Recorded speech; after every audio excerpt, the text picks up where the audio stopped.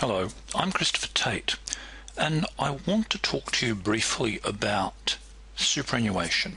And I want to talk about it within the context of your retirement vision. I want to talk about how you envisage your retirement being funded, what your retirement will look like. Retirement in Australia is based upon three separate streams. We have the age pension, superannuation guarantee, and voluntary superannuation savings. It is important to note that the performance of none of these is within the control of the average investor. The average investor is merely a passenger in any or all of these vehicles. So you have very little control over your own destiny as you head towards retirement. Interestingly, despite this three-tiered approach to the provision for retirement income, only 35% of Australians will have any superannuation left at age 75. Only 7% of retirees are financially secure. To achieve a reasonable standard of living in retirement, retirees require 70% of their pre-retirement after-tax income. So think of this in this way. If your current lifestyle, if your current way of living requires you to earn $100,000 a year after tax, you will require 70% or $70,000 a year in retirement income to match your current standard of living. Distressingly, a large proportion of retirees will have to live on less than 40% of their pre-retirement income. So put this in the context of the way you currently live, of your current lifestyle. Ask yourself the question, could you live in the manner to which you have become accustomed and to which you wish to continue living in on 40% of your current income? My guess is that for the majority of us, the answer to that question would quite simply be no. It would be absolutely impossible for us to maintain our current standard of living on 40% of our income. In fact, if we were placed on 40% of our income, our lifestyle would have to contract dramatically. Many of the things we do that we take for granted would simply disappear. For some of us, we would be cast into that basket of requiring government assistance during our retirement. The recent Cooper review into superannuation stated that the average superannuation balance in Australia, somewhat distressingly, is only $70,000. This is an intriguingly small amount of money, and the question needs to be asked as to why this might be so. In a survey of people's attitudes to superannuation in Australia, it was found that 40% of respondents had less confidence in their super since the GFC. And in a few moments I'll look at reasons as to why that might be. 28% lacked confidence in their super and would not recommend it as a good investment. 45% think that super is not a good way to save for retirement. Put this into context. Almost 1 in 2 believe that other vehicles are more appropriate for retirement than superannuation. 11% would stop contributing today if they are able to. This raises the question of why are super savings so poor? And I actually think there are 5 basic reasons, but what I want to do is to concentrate on only 2. I want to look at changes to legislation, and secondly, I want to look at the market return on investment, since this is the prime driver of the amount of money that people will have available for them in retirement. Firstly, I want to look at these legislative changes. Probably no other part of Australian life is subject to such constant tinkering as is superannuation. Not only does each government come to power with their own thoughts on how superannuation should be conducted, should be managed, but each successive budget introduces a change to superannuation. So superannuants are cast adrift on this sea of constantly changing legislation. This eternally altering landscape makes it very, very difficult for people to plan effectively for their retirement, which in part explains why 1 in 2 Australians thinks that other vehicles are more appropriate for retirement than superannuation. For example, in the 2009-2010 federal budget, it was stated that as of 1 July 2017, the qualifying age for the old age pension would be increased.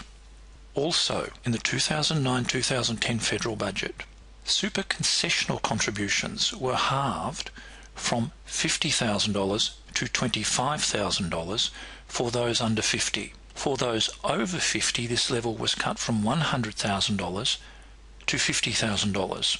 This amount will be halved again in 2011-2012 to $25,000. Herein lies the paradox of superannuation as a retirement vehicle. The government wishes you to provide for your own retirement, but just don't provide too much, which is an intriguing attitude when all Western governments recognise that it will be simply impossible for state-funded services such as the age pension to meet the enormous demands that will be placed upon them by the current wave of retiring baby boomers. This also in part explains why people regard superannuation so poorly.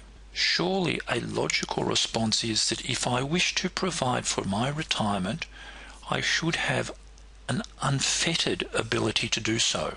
I should not be constrained. And this is the difficulty.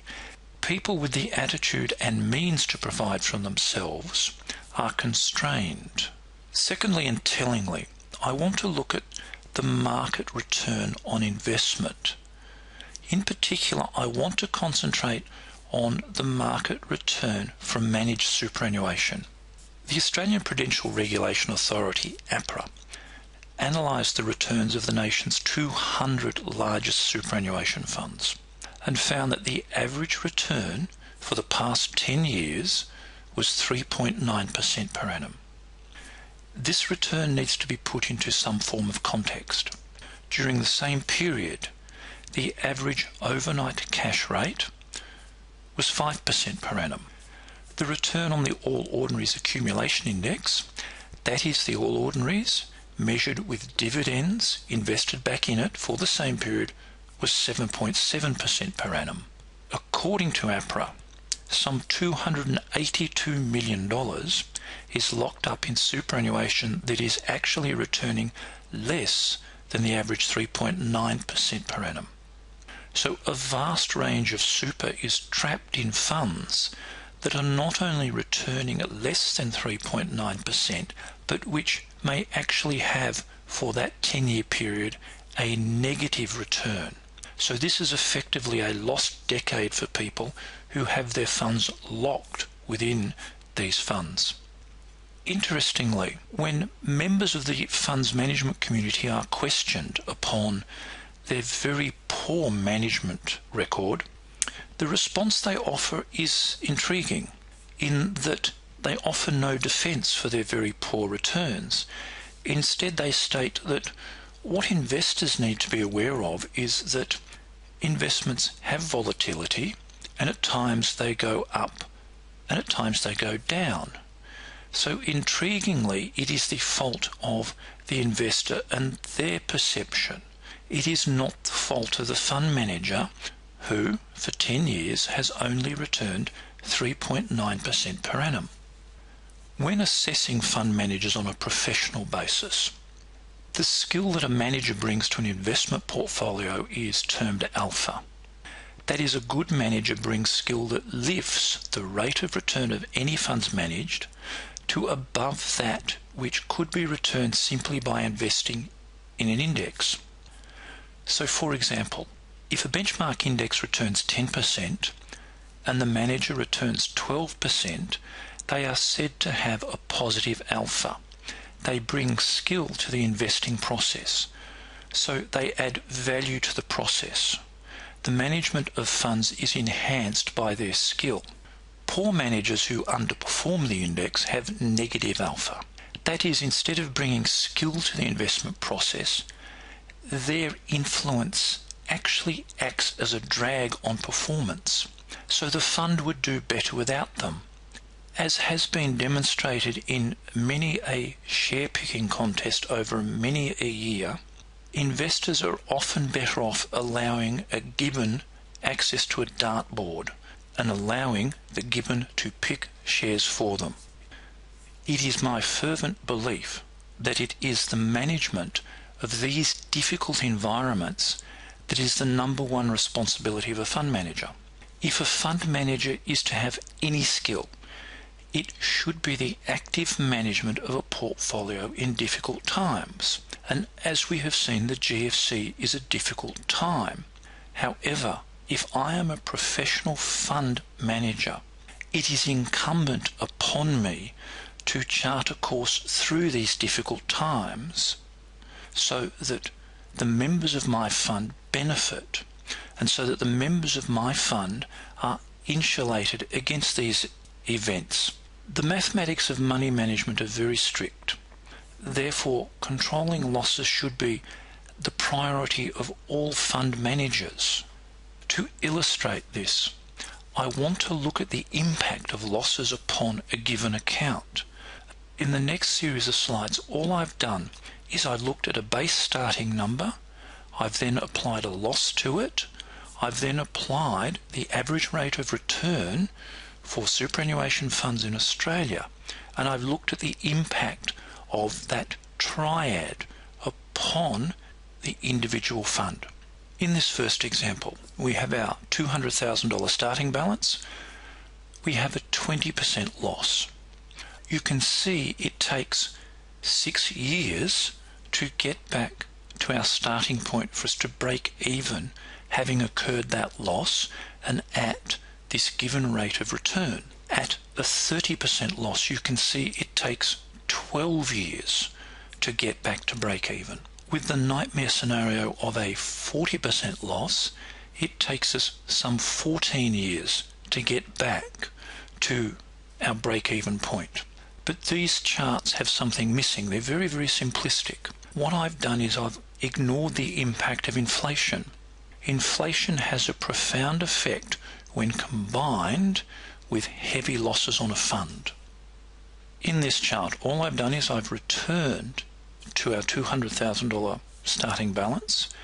This is our initial loss of 20%, our same rate of return at 3.9%, and 2% inflation. You can see the impact that this has had. Our time to break even has blown out, but more importantly, the terminal amount of money we have in our fund has dropped dramatically. And we can see this when we look at them side by side. And all I've done is isolated these two events so that we have our loss, we have our time to break even, and we have our terminal value. In our initial scenario, we have a 20% loss. It takes us 5 years and 9 months to break even from the point of incurring that loss. The terminal value of our fund is $343,899.02. In the next line, I've added our 2% inflation into the mix. So we have a 20% loss plus 2% inflation. You can see that our time to break even has blown out to 11 years and 10 months, and our terminal value has dropped to $233,132.95.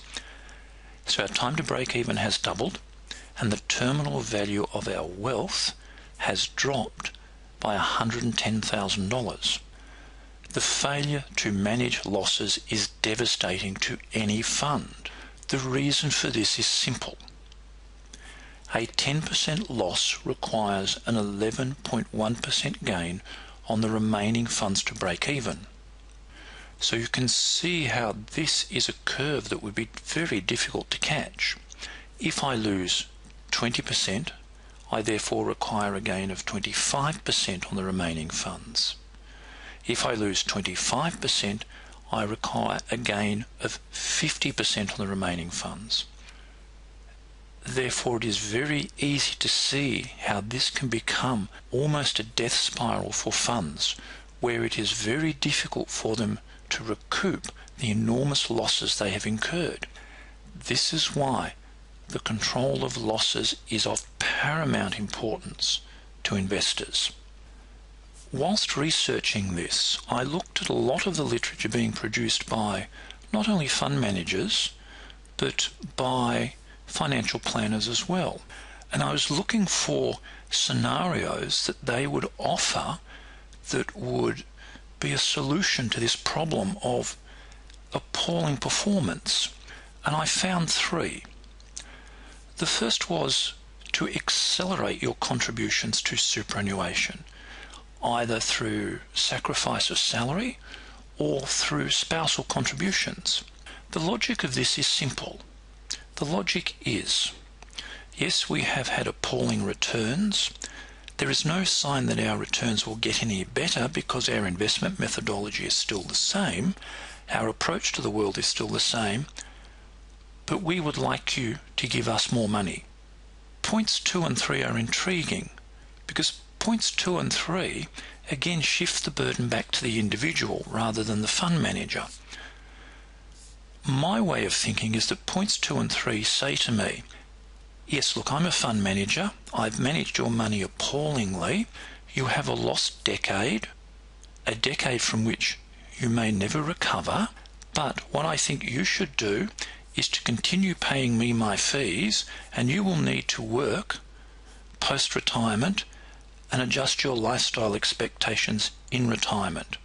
Note, there is no statement that I would reduce my fees as a fund manager, that I would rebate fees as a fund manager, that I would drop my salary as a fund manager.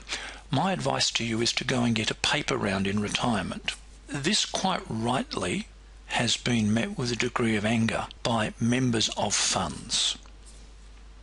However, there are solutions to all problems, and what I'm going to discuss now is a possible solution, and it is a solution that members of our mentor program have found. It is important to note that within each investment journey there are really no new journeys. Everybody faces the same problems. Everybody deals in the same environment. So no one is Robinson Crusoe. You're not discovering anything new for yourself.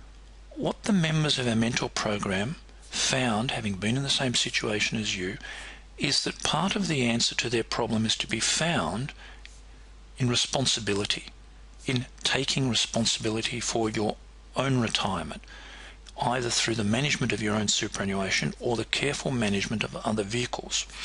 And this is one of the ideas they've come up with. This is one of their systems. This is, let's call it a generic system. And the results for this can be found on our website in the risk component of the website. This system is long only. It only trades ASX 300 shares. It has no derivatives or offshore trading at all. This acts to lower any risk courtesy of currency exposure or illiquid markets.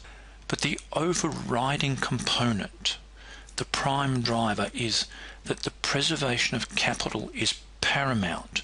And in retirees, the preservation of capital should be the number one component. If you are planning for retirement, as we have seen when looking at losses, if you suffer a catastrophic loss anywhere close to a decade before your retirement, you will struggle.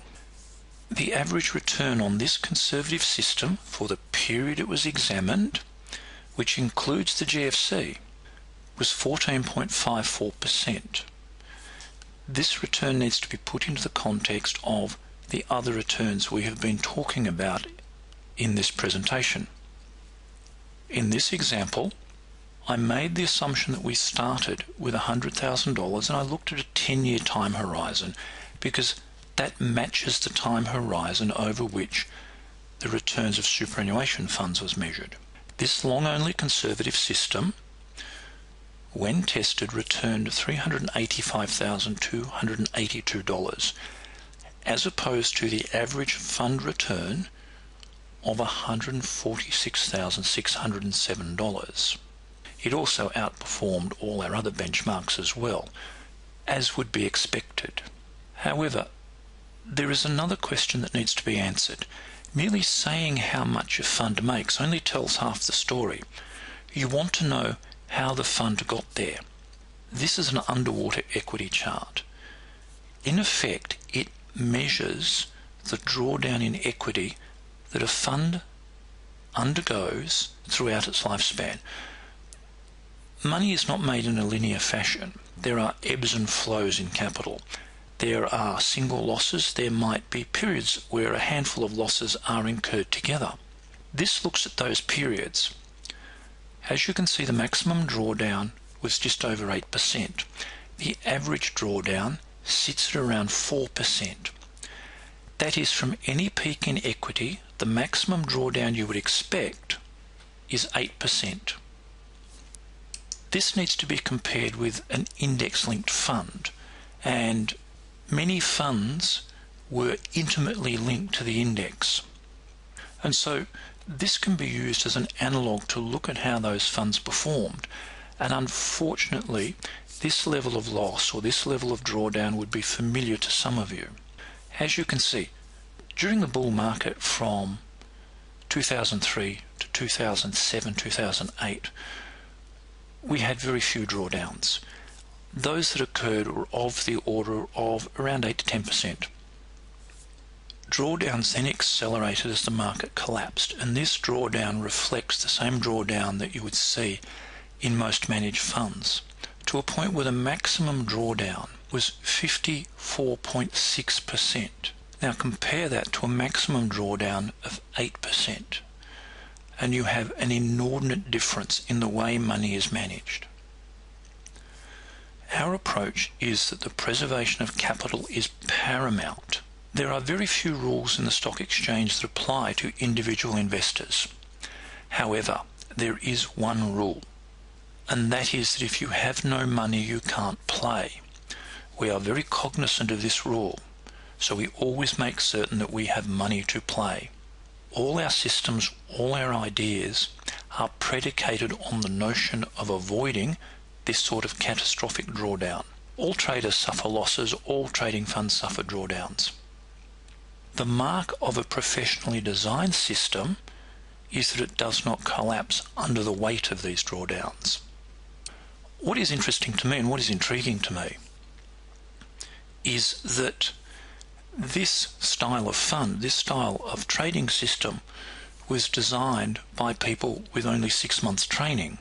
Many had had little or no exposure to any form of advanced investment technique other than occasionally reading the Financial Review. So this is how they have solved the problems that I've spoken about in this presentation. This raises the question of how will you solve this problem?